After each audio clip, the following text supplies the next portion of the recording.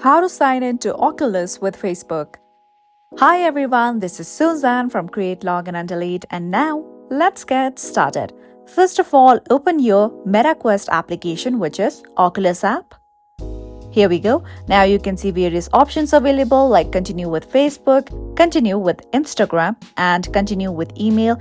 So if you want to log in with Facebook, continue with Facebook. Tap on this option. So now you can see that I have already created my Oculus account. So I am directly led to my Oculus account here. Now over here, you can either enable your Bluetooth, but for now, I'm just going to tap on Not Now option here. Okay, here we go. Now, before logging into your Oculus account, make sure that you have already created your Oculus account using your Facebook. So in order to do that, you can follow similar steps. So let me show you that by signing out. Okay.